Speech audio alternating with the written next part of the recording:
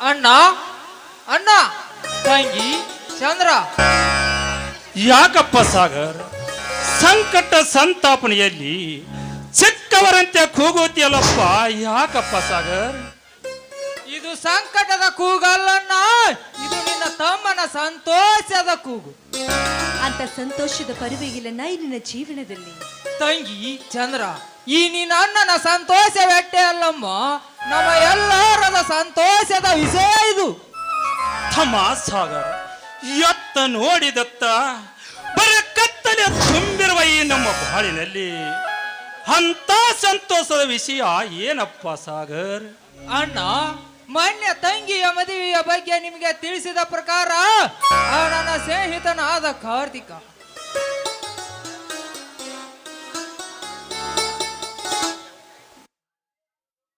ನಾಳೆ ಶ್ರಾವಣದ ಸೋಮವಾರದಲ್ಲಿ ಕನ್ಯೆಯಾದ ನನ್ನ ತಂಗಿ ಚಂದ್ರಾಳಿಗೆ ಹಣ್ಣಿಟ್ಟು ನೋಡಿಕೊಂಡು ಹೋಗದು ಬರುವುದಾಗಿ ತಿಳಿಸಿದ್ದಾನೆ.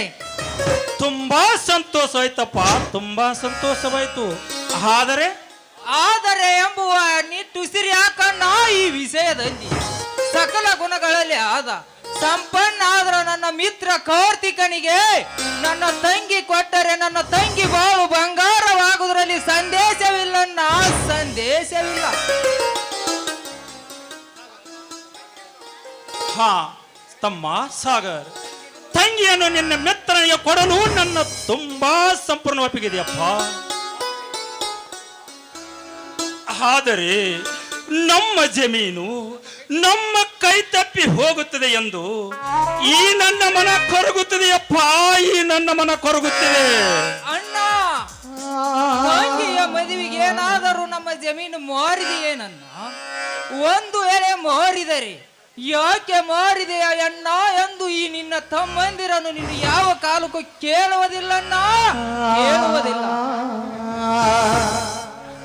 ಯಾಕಂದರೆ ಚಿಕ್ಕಣ್ಣಿನಿಂದ ತಂದೆ ತಾಯಿಯರನ್ನು ಕಡಿದಿತ್ತು, ನಿನ್ನ ಹೃದಯದಲ್ಲಿ ಇಟ್ಟು ನೀನು ಜೋಪಾನ ಮಾಡಿದೆ ಎಂದಾಗ ನಿನ್ನ ಋಣ ತೀರಿಸಲು ಎಷ್ಟು ಜನ್ಮ ಎತ್ತಿ ಬಂದರೂ ಸಾಲದು ಅಣ್ಣ, ಸಾಲದು.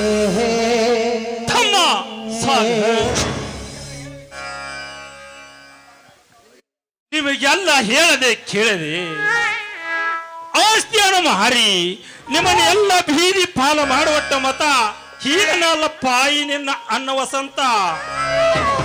ಅಂತದ್ದೇನಾದ್ರೂ ಆಗಿದೆ ಹೇಳ್ಬಾರ್ದೇನಣ್ಣ. ತಂಗಿ ಚಂದ್ರ, ನಮ್ಮ ತಮ್ಮನೆ ಸಾಗರನಿಗೆ ಆಸ್ಪತ್ರೆಯನ್ನು ಕಟ್ಟಿಸಿ ಕೊಡಬೇಕೆಂದಿರುವ ನಮ್ಮ 2 ಎಕರೆ ಮಡ್ಡಿ ಹೊಲದಲ್ಲಿ ಆನರಂತಕ ತನ್ನ ಸರಾಯಿ ಫ್ಯಾಕ್ಟರಿ ಕಟ್ಟುತ್ತೇನೆಂದು ದಿಟ್ಟವಾಗಿ ನುಡಿದಿದ್ದಾನಲ್ಲದೆ ನಿನ್ನೆ ನನ್ನನ್ನು ಕತ್ತಿಗೆ ಕೈ ಕೊಟ್ಟು ಹೊಲದಿಂದ ಹೊರಗೆ ತಳ್ಳಿದ, ನಮ್ಮ ಹೊಲದಿಂದ ಹೊರಗೆ ತಳ್ಳಿದ. ಕತ್ತಿಗೆ ಕೈ ಕೊಟ್ಟು ಹೊಲದಿಂದ ಹೊರಗೆ ತಳ್ಳಿದರೆ ಜಮೀನು ಅವನು ಸ್ವತ್ತಾಯ್ತು ಎಂದು ತಿಳಿದಿರುವೆ. ಆ ನರಹಂತಕನ ಕಾಗದ ಪತ್ರಗಳು ನಮ್ಮ ಹೆಸರಿನಲ್ಲಿ ಇರುವಾಗ ನಿನಗೆ ಕಣ್ಣ ಭಯ? ನಾಳಿಗೆನೆ ಇದರ ಬಗ್ಗೆ ಪೊಲೀಸರ್ ಕಂಪ್ಲೇಂಟ್ ಕೊಟ್ಟು ವಿಚಾರಿಸುತ್ತೇನೆ. ಬೇಡಪ್ಪ ಸಾಗರ, ಬೇಡ.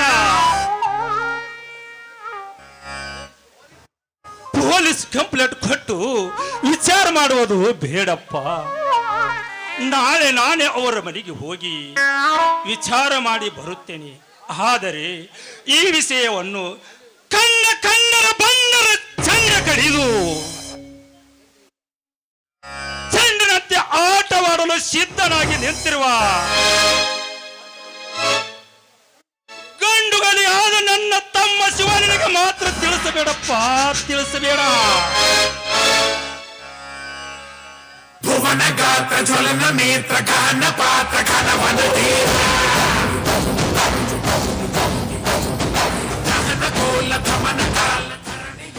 ಅಣ್ಣ, ತಂಗಿ ಚಂದ್ರ, ಆ ಶಿವ ಹೀಗೆ ಬಂದೆಯಾ? ಹೌದಣ್ಣ, ಈಗಲೇ ಬಂದೆ. ಅಣ್ಣ, ಅದೇನು ತಂಗಿ ಅಣ್ಣಂದ್ರಿಬ್ಬರು ಈ ಪ್ರಪಂಚವೇ ತನಿಖೆ ಆಗೋದಂತೆ ಮಾತನಾಡ್ತಿದ್ರಲ್ಲ, ಏನದು? ಅಂತ ವಿಷಯ ಏನೂ ಇಲ್ಲಣ್ಣ. ಇಲ್ಲ ತಂಗಿ, ಇಲ್ಲ. ನೀ ನಂಬುವುದಿಲ್ಲ.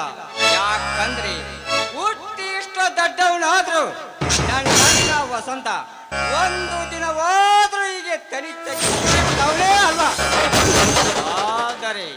ಆದರೆ ಈಗ ಅಣ್ಣ ನಿಂತದ ನೋಡಿದರೆ ನಮ್ಮ ಮನೆತನದ ಮೇಲೆ ಏನೋ ಕೆಟ್ಟ ಘಟನೆ ನಡೆಯಬೇಕು. ಏ ಅಣ್ಣ, ಏನಾಯ್ತದು? ತಮ್ಮ ಶಿವ, ಅಜ್ಜ ಮುತ್ತಜ್ಜರ ಕಾಲದಿಂದ ಕಾಪಾಡಿಕೊಂಡು ಬಂದ ನಮ್ಮ ಜಮೀನು ನಮ್ಮ ಕೈ ತಪ್ಪಿ ಹೋಗುತ್ತದೆಯಪ್ಪ, ನಮ್ಮ ಕೈ ತಪ್ಪಿ ಹೋಗುತ್ತದೆ. ಏನಣ್ಣ ನಿನ್ನ ಮಾತು? ಓದು ಸಿಂಹಗಳಂತೆ ಇನ್ನು ನಿನ್ನ ತಮ್ಮಂದರು ಜೀವಂತವಾಗಿರುವಾಗಲೇ ಯಾವನೇ ಬಂಡ ಈ ಶಿವನ ಆಸ್ತಿಗೆ ಕೈ ಯಾರ್ಕೊಂಡು ಎಚ್ಚದ ವೀರನದ ಈ ಶಿವನಿದ್ದು ಸತ್ತಂತೆ ಅಣ್ಣ. ಈ ಶಿವನಿದ್ದು ಸತ್ತಂತೆ. ಬೇಗ ಏನಣ್ಣ, ನಮ್ಮ ಆಸ್ತಿಗೆ ಕೈ ಹಾಕಿದ ರಾಕ್ಷಸ ಯಾರೆಂದು. ಅಣ್ಣ, ಸ್ವಲ್ಪ ಸಮಾಧಾನ ತೆಗೆದುಕೊಂಡ, ಸಮಾಧಾನ ತೆಗೆದುಕೋ. ನಿಧಾನವಾಗಿ ಎಲ್ಲವನ್ನು ವಿಚಾರಿಸಿದರಾಯ್ತು. ಇನ್ನೇನಿದೆ ತಂಗಿ ಈ ಶಿವನಿಗೆ ಸಮಾಧಾನ? ಆ ಕಟುಕ ಯಾರೆಂದು ತಿಳಿದುಕೊಂಡು ಅವನ ರಕ್ತ ಶೀತವಾದವರಿ ಅಂತೆ ಅಪ್ಪಳಿಸಿ ಹೊರ ಬರುತ್ತದೆ ನನ್ನ ಬಿಸಿ ರಕ್ತ. ಅಣ್ಣ, ಯಾರೆಂದು ನೀನು ಹೇಳದಿದ್ರೆ ನಿನಗೆ ನನ್ನ ತಾಯಿ ಅಮ್ಮಮ್ಮನ ಮೇಲೆ ಹಾನಿ ಹೇಳಿತು. ಶಿವ, ಅಣ್ಣ, ಯಾರು ಕೊನೆಯೊಂದು ಬೇರೆ ಯಾರು ಅಲ್ಲಪ್ಪ, ಬೇರೆ ಯಾರು ಅಲ್ಲ. ಇದೇ ಊರಿನಲ್ಲಿ ಶ್ರೀಮಂತ ಎಂಬ ಸೊಕ್ಕಿನಿಂದ ಬೆರೀತಿದ್ದನಲ್ಲಪ್ಪ. ಆ ಕೆಟ್ಟ ಕುಲದಲ್ಲಿ ಹುಟ್ಟಿದ ನರಹಂತಕ. ನರಹಂತಕ.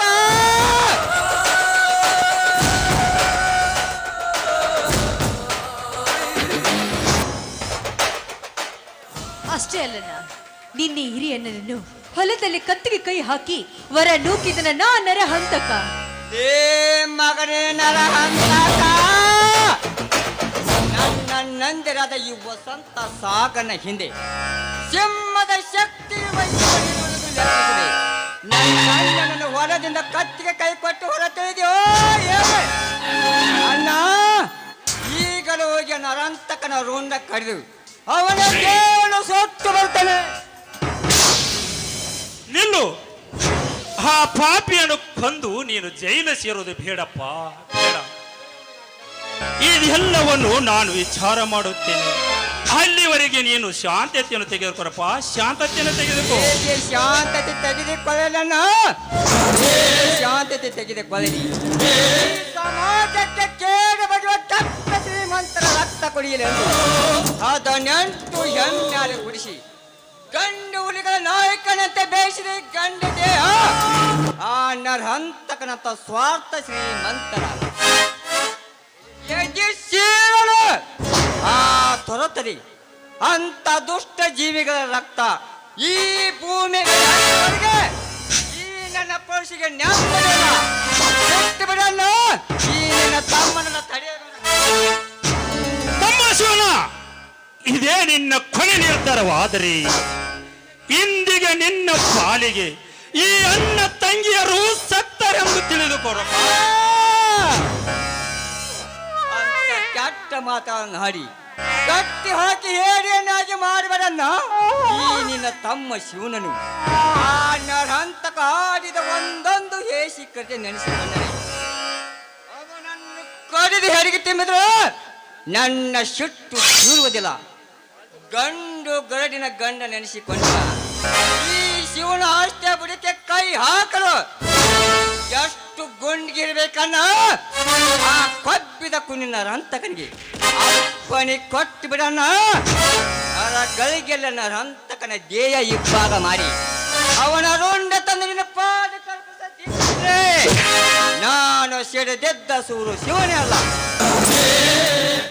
ಬಡವನ ಕೋಪ ಧೋಡಿಗೆ ಮೂಲ. ಬಡವರಾದ ನಮಗೆ ಕೋಪ ಸರಿಯಲ್ಲಪ್ಪ, ಕೋಪ ಸರಿಯಲ್ಲ. ಶಾಂತಿಯಿಂದ ಈ ಕಾರ್ಯವನ್ನು ಸಾಧಿಸೋಣ. ಶಾಂತಿ ಶಾಂತಿ ಅಂದ ಕೈ ಕಟ್ಟಿಕೊಂಡು ಕೂತ್ರೆ ನಮ್ಮಂತ ಬಡವರನ್ನು ಮೆಟ್ಟಿಸುತ್ತರನ್ನು ಸರ್ಪನ ತುಂಡಿಗಳ ಶ್ರೀಮಂತರೆಂಬ ರಾಕ್ಷಸರು. ಶಾಂತಿ ಶಾಂತಿ ಎಂದು ಈ ನಮ್ಮ ದೇಶಕ್ಕೆ ಸ್ವತಂತ್ರ ತಂದು ಕೊಡಲಿಲ್ಲವೇ ಆ ನನ್ನ ತಂದೆ ಮಹಾತ್ಮ ಗಾಂಧೀಜಿಯವರು? ಅಂತ ಮಹಾತ್ಮನನ್ನೇ ಕೊನೆಗೆ ಗುಂಡಿಟ್ಟು ಕೊಲ್ಲಿಲ್ಲವೇ ಆ ನರಹಂತಕನಂತ ಕೆಟ್ಟ ಹುಳಗಳು ಅಂದಾಗ ಇನ್ನೆಲ್ಲಿದೆಯನ್ನ 21ನೇ ಶತಮಾನದಲ್ಲಿ ಶಾಂತಿಗೆ ಬೆಲೆ. ಅಣ್ಣ ಅಣ್ಣ ಹೇಳುವ ಮಾತನ್ನು ಸ್ವಲ್ಪ ಕೇಳಿ. ಮೊದಲು ಅಣ್ಣ ಹೋಗಿ ಎಲ್ಲ ವಿಚಾರಿಸ್ಕೊಂಡು ಬರ್ತಾನೆ. ಅಕಸ್ಮಾತ್ ಅಣ್ಣನ ಮಾತಿಗೆ ಅವನು ಬಗ್ಗದೆ ಹೋದ್ರೆ ನರಹಂತಕನನ್ನು ಆಮೇಲೆ ನಂತರ ನೀನು ಹೋಗಿ ವಿಚಾರಿಸುವಂತೆ. ಅದನ್ನು ಬಿಟ್ಟು ನೀ ಹಿಡಿದಿದ್ದೆ ಹಠವೆಂದು ನಮ್ಮ ಮಾತನ್ನು ಮೀರಿ ಹೋಗಿದ್ದೆ ನಿಜವಾದ್ರೆ ನಿನಗೆ ನನ್ನ ಮೇಲೆ ಆಣೆ ಆಗಿದೆ. ಆಯ್ತು ತಂಗಿ, ನಮ್ಮನ್ನ ಹೇಳುವ ಮಾತಿಗೆ ಆ ನರಹಂತಕ ಬೆಲೆ ಕೊಟ್ಟರೆ ಸರಿ. ಇರದಿದ್ದರೆ ನರಂತಕನ ದೇಹ ಪೀಸ್ ಮಾಡಿ ಕೊರಳಗಳನ್ನು ಕಿತ್ತು ನಿನ್ನ ಕೊರಳಿಗೆ ಮಾಲಿ ಮಾಡಿ ಹಾಕದಿದ್ದರೆ ನನ್ನ ಹೆಸರು ಶಿವನೇ ಅನ್ನುತ್ತದೆ. ಇದು ನನ್ನ ತಾಯಿ ದ್ಯಾಮಮ್ಮನ ಸಾಕ್ಷಿಯಾಗೂ ಸತ್ಯ. ಹಾಗಾದ್ರೆ ನಡೆಯನ್ನ ಎಲ್ಲರೂ ಸೇರಿ ಊಟ ಮಾಡುವಿರಂತೆ. ತಂಗಿ ಚಂದ್ರ, ಇದೇ ಸಂತೋಷದಲ್ಲಿ ಒಂದು ಸುಂದರವಾದ ಗೀತೆಯನ್ನಾದರೂ ಹಾಡಮ್ಮ. ಸರಿ ಅಣ್ಣ. ಎಲ್ಲೆಂದು ಬಾಳಲಿ ಹೀಗೆ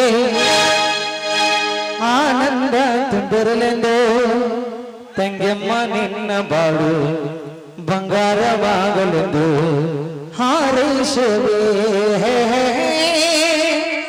ನಾನೀ ದಿನ.